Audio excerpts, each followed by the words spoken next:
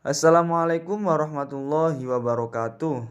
Perkenalkan, nama saya Zidan Muhammad Ghalib dengan NIM 1908101066. Di sini saya akan menjelaskan tentang dinasti Fatimiyah dan dinasti Aghlabiyah, yang mana tujuannya dibuat video ini untuk memenuhi tugas ujian akhir semester mata kuliah Sejarah Peradaban Islam Klasik.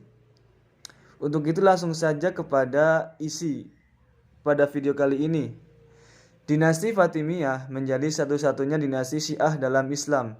Dinasti yang berlokasi di Tunisia ini didirikan oleh Said ibn Husain. Kekhalifahan Fatimiyah diawali dari Ismailiyah, gerakan sekte golongan Syiah.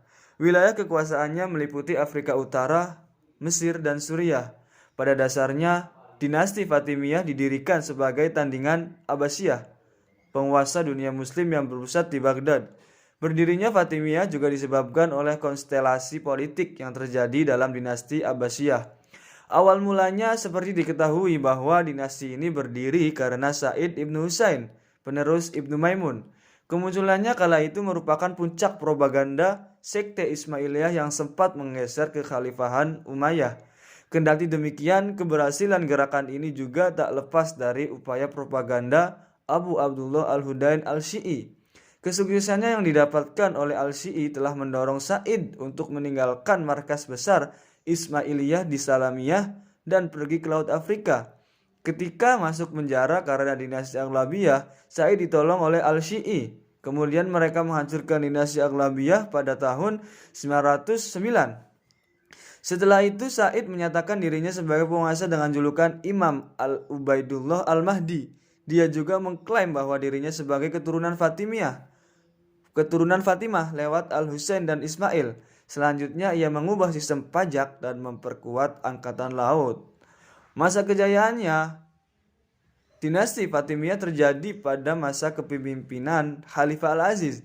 Kala itu kebudayaan Islam berkembang dengan pesat. Buktinya bisa dilihat dari berdirinya Masjid Al-Aqsa yang berfungsi sebagai pusat pengkajian Islam dan ilmu pengetahuan.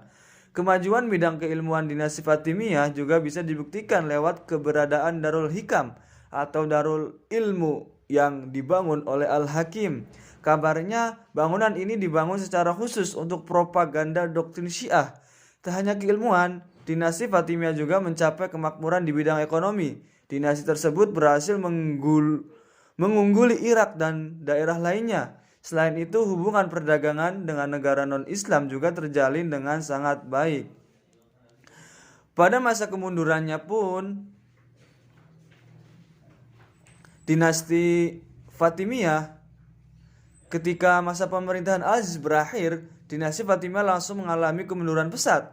Kala itu Al-Aziz yang meninggalkan dunia digantikan oleh putranya Abu Ali Mansur Al-Hakim yang masih berusia 11 tahun. Al-Hakim melakukan hal yang kejam. Ia membunuh wazir, menghancurkan gereja, merusak kuburan suci umat Kristen, dan menerapkan aturan kontroversial untuk masyarakat non-Islam. Di samping itu, runtuhnya dinasti Fatimiyah juga dipicu oleh faktor eksternal, di mana bangsa Normandia, Banu Saljuk, Banu Hilal, dan Banu Sulaim mulai menguasai wilayah Fatimiyah secara perlahan. Mungkin itu dinasti Fatimiyah dan awal mula berdirinya dan sampai masa kejayaan serta kehancurannya. Yang kedua itu adalah ada dinasti Aghlabiyah. Dinasti Aghlabiyah adalah sebuah dinasti Arab penguasa Ifriqiyah atau saat itu mencakup Tunisia, Aljazair Timur, dan Tripolitania dan Sisilia, yang berkuasa antara 800 sampai 909 Masehi. Dinasti ini didirikan oleh Ibrahim bin Aghlab, seseorang panglima militer setempat yang mengakui kekuasaan dinasti Abbasiyah dan pada tahun 800 mengambil kekuasaan atas wilayah Ifriqiyah di Tunisia. Masa awalnya itu, Ibrahim bin Aghlab adalah keturunan seorang pejabat militer Khurasan yang mengabdi pada dinasti Abbasiyah. Ibrahim juga berkarir di bidang militer dan ia meminta pada Khalifah Harun ar-Rasyid untuk menjadi penguasa Ifriqiyah pada tahun 800-an dengan kewajiban mengumpulkan pajak tahunan sebesar 40.000 dinar dan hak-hak otonomi dalam pengelolaan wilayah tersebut.